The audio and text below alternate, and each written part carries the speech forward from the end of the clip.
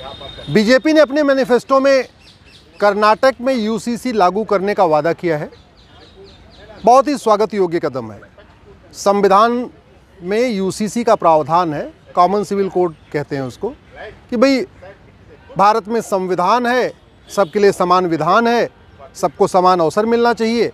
तो समान अवसर तब मिलेगा जब सबके लिए एक कानून होगा।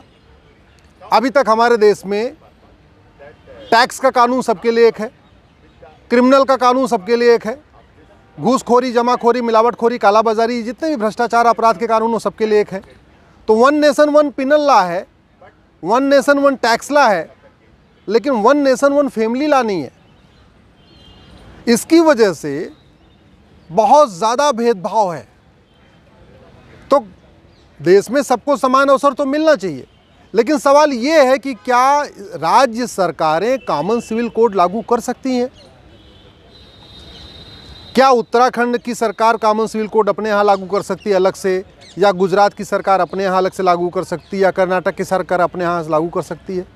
जैसा उत्तराखंड में भी कमेटी बन चुकी थी यूनिफॉर्म सिविल कोड के ऊपर, गुजरात की सरकार ने भी प्रॉमिस किया हम बनाएंगे, अभी कर्नाटक की सब मैनिफेस्टो में भी है कि हम यूनिफॉर्म सिविल कोड लागू करेंगे।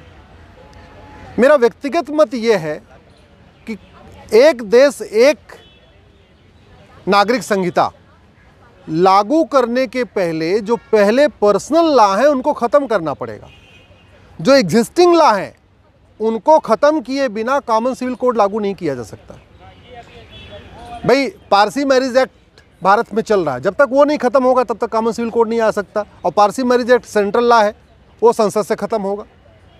1937 जो शरीयत एक्ट है जो मुस्लिम्स के लिए बना हुआ है, वो भी सेंट्रल एक्ट है, जब तक वो नहीं ख़त्म होगा तब तक कॉमन सिविल कोड नहीं हो सकता। इसी तरीके से हिंदू मैरिज एक्ट, वो भी सेंट्रल एक्ट है, जब तक वो नहीं ख़त्म होगा कॉमन सिविल कोड नहीं हो सकता। क्रिश्चियन मैरिज एक्ट अलग से चल रहा है क्रिश्चियंस के लिए, जब तक वो नहीं ख़त्म होगा तब तक कॉमन सिविल कोड नहीं हो सकता। ज़्यादा अच्छा होगा अगर हम इसको यूनिफॉर्म सिविल कोड या कॉमन सिविल कोड कहने की बजाय इसको इंडियन सिविल कोड कहें। हमारे पास एक आईपीसी है, इंडियन पिनल कोड है, उसमें 23 चैप्टर हैं। जैसे अपराध वाइज कैटेगरी बना दिया, उसमें 23 चैप्टर डाल दिया, 23 तरीके के क्राइम को हमने कैटेगराइज कर दिया, और फिर वो chapter wise chapter 1, chapter 2, chapter 3 चल रहा है। इसी तरीके से यूनिफॉर्म सिविल कोड या कॉमन सिविल कोड की बजाय हमें एक इंडियन सिविल कोड का ड्राफ्ट बनाना चाहिए। इंडियन सिविल कोड में चैप्टर वाइज एक एक इशू को चैप्टर में डाल देना चाहिए। उदाहरण के लिए, क्या हुआ? आप कुछ करने लगे तो मैं रुक गया। अश्विनी उपाध्याय।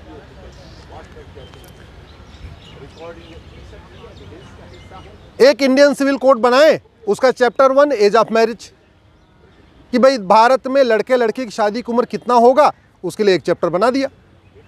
शादी हो गई, परिवार कितना बड़ा रखना है, हम दो हमारे दो करना है, या हम दो हमारे 20 करना है, या हम दो हमारे 5 करना है, जो भी है। तो परिवार की साइज क्या होगी, चैप्टर नंबर 2। तो जनसंख्या नियंत्रण कानून अलग से बनाना नहीं पड़ेगा, उसी एक ही इंडियन सिविल कोड में आपका पॉपुलेशन कंट्रोल लॉ भी आ गया। Chapter number 3 procedure of divorce, कैसे तलाक होगा, चैप्टर 3 हो गया। तलाक का क्या क्या ग्राउंड होगा, चैप्टर 4 हो गया। गुजारा भत्ता किस आधार पे मिलेगा, क्या फार्मूला होगा, चैप्टर 5 हो गया। किसको किसको गुजारा भत्ता मिल सकता है, किन कंडीशन में गुजारा भत्ता मिल सकता है, चैप्टर 6 हो गया। बच्चा गोद लेने का अधिकार क्या है, बच्चे के गोद लेने का प्रोसीजर क्या है, एक उसका अलग चैप्टर हो गया। विरासत कैसे ले सकते हैं, कौन कौन ले सकता है, क्या क्या ग्राउंड होगा, उसका एक अलग चैप्टर हो गया। वसीयत का एक चैप्टर हो गया। तो कहने का मतलब बेटर ये होगा कि इंडियन पिनल कोड की तर्ज पे एक इंडियन सिविल कोड बनाया जाए, उसी में चैप्टर वाइज हम ऑफेंस चैप्टर वाइज उसमें कैटेगरी डिसाइड कर दें।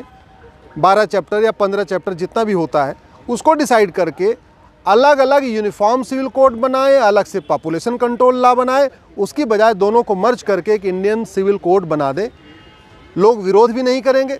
भाई इंडियन टैक्स कोड है, इंडियन पिनल कोड है, इंडियन एजुकेशन कोड है, तो फिर इंडियन सिविल कोड भी होना चाहिए, कोई विरोध भी नहीं करेगा। ये ज़्यादा अच्छा है।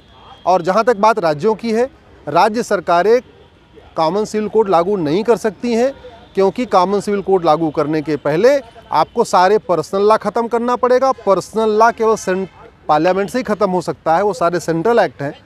तो मेरे समझ से इंडियन सिविल कोड भी सेंट्रल से ही लागू हो पाएगा। राज्य सरकारें कमेटी बना सकती हैं, कमेटी बना के अपनी रिकमेंडेशन दे सकती हैं, अपने सजेशन दे सकती हैं, वो तो ठीक है, लेकिन इसको राज्य स्तर पर लागू करना मेरे हिसाब से मुश्किल है।